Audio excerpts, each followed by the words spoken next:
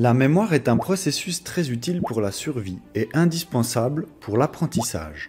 Il y a beaucoup de parties du cerveau qui sont nécessaires au fonctionnement de la mémoire. Sans mémoire, on repartirait chaque jour de zéro, comme si c'était le premier jour, ce qui causerait certains problèmes. Il existe beaucoup de types de mémoire différentes. Chacune a son utilité, une tâche précise à effectuer. Parler de la mémoire est donc faux, il faut parler des mémoires. On peut les classer au niveau du temps d'action. Des mémoires très courtes, sur quelques secondes, ne retenant que quelques informations, un chiffre, quelques lettres ou un mot, juste le temps de nous permettre de le recopier par exemple. Des mémoires moyennes, de quelques heures à quelques jours, nous permettant de repenser à ce qu'il s'est passé aujourd'hui ou hier. Et des mémoires longues, qui peuvent stocker les informations pendant des mois ou des années. On peut aussi classer les mémoires selon leurs fonctions particulières. Certaines retiennent des faits et des événements vécus. Par exemple, cette plage tranquille où j'étais en vacances. Des concepts, une cuillère, un écureuil, des chiffres. Des mouvements physiques, la marche, se laver les dents ou conduire. Des habitudes ou des comportements. Par exemple, le trajet pour aller à l'école ou au travail, serrer la main pour dire bonjour. Certaines mémoires sont conscientes. Et on peut utiliser des mots pour décrire les souvenirs. D'autres mémoires sont inconscientes et sont liées au système des réflexes. On ne peut pas utiliser de mots pour les décrire.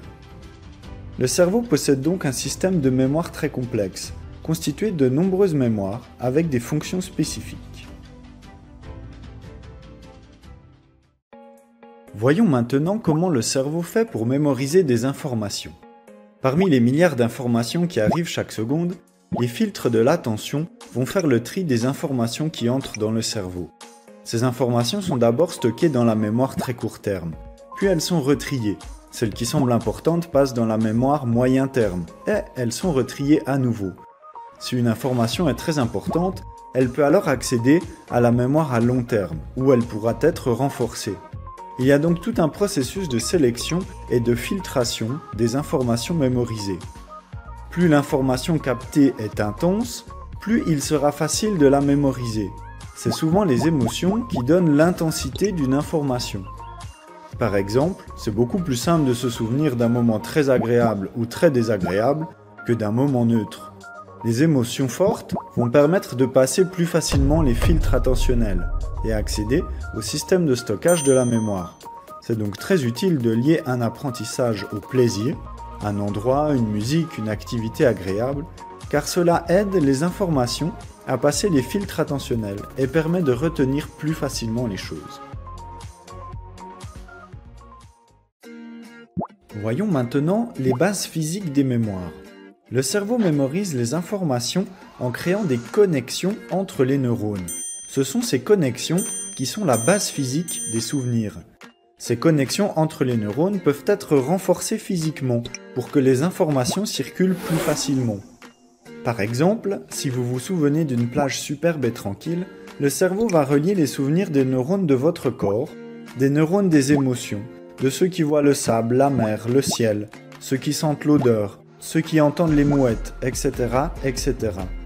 Ainsi, tout un chemin de connexion se crée pour former une sorte de boucle d'informations dans laquelle l'électricité peut circuler d'un neurone à l'autre pour les réactiver.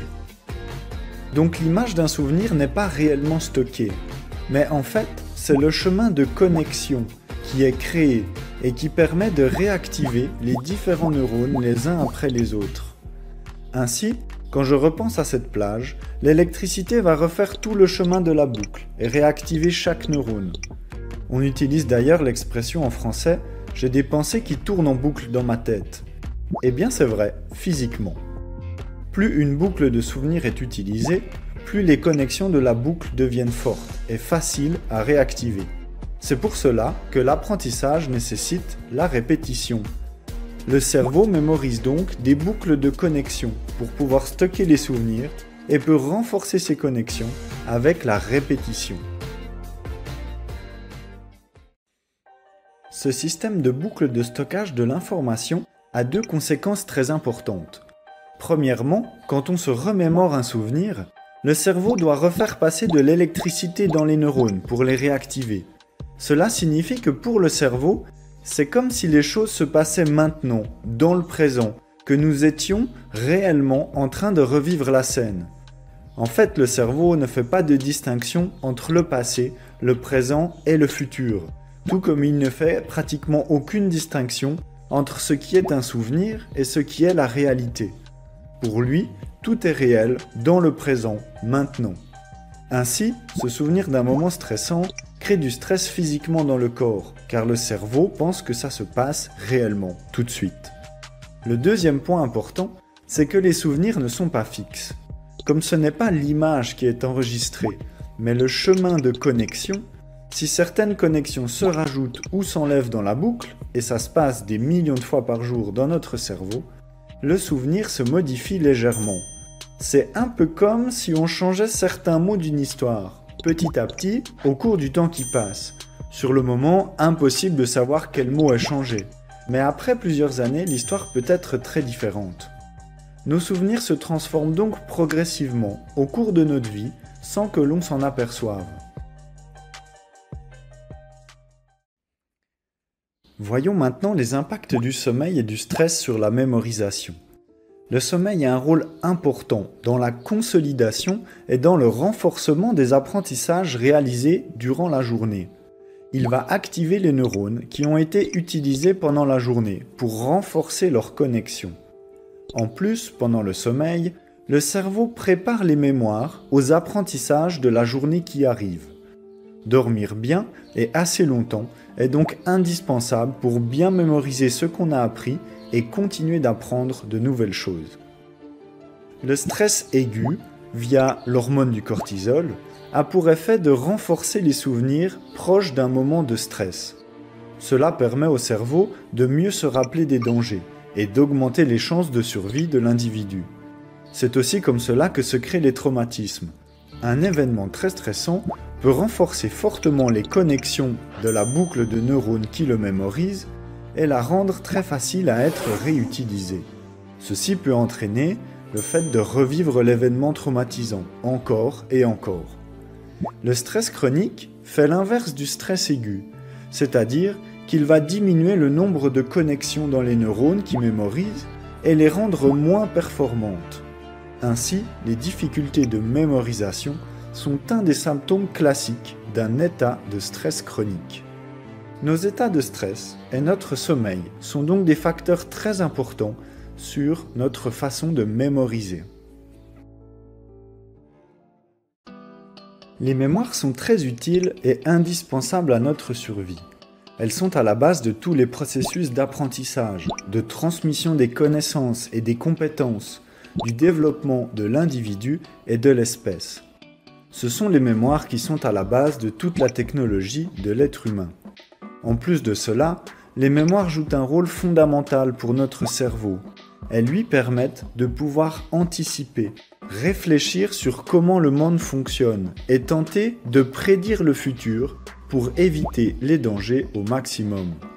Grâce à ces millions d'informations apprises et mémorisées, on adapte notre vie, nos comportements et habitudes pour éviter tous ces dangers et trouver la joie et le plaisir.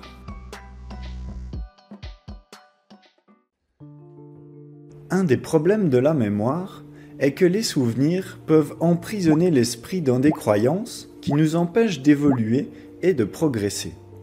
Imaginons que suite à un événement traumatisant survenu dans la rue, par exemple une agression, le cerveau est enregistré qu'aller dans la rue signifie se faire agresser avec le risque de mourir. Si cette idée tourne en boucle dans la tête, alors peut-être que je vais même refuser de sortir de chez moi, car mon cerveau anticipe que je vais me refaire agresser. Du coup, ce souvenir et la croyance du fait de se faire agresser m'emprisonnent physiquement dans mon appartement et m'empêchent d'en sortir. Imaginons un autre exemple. Combien de fois avez-vous mangé un aliment que vous détestiez petit et que vous aviez évité pendant des années et qui finalement est plutôt bon? Combien de fois avez-vous été déçu ou surpris en bien par une personne que vous trouviez méchante ou sympathique dans le passé et qui a changé? Combien de fois avez-vous été sûr qu'une personne allait réagir de telle ou telle façon selon ce que vous lui dites, par exemple lors de la classique dispute de couple. Toutes ces choses sont dues à nos mémoires, qui nous créent des croyances et des jugements sur comment le monde fonctionne. Elles créent des cases mentales, qui physiquement sont les boucles de neurones souvenirs. Ces boucles de neurones peuvent agir comme des prisons, qui nous bloquent dans certains comportements ou certaines habitudes, dans nos façons de voir et de penser le monde. Il est possible de s'en libérer et de découvrir que le monde est bien différent de ce que nous avions toujours pensé.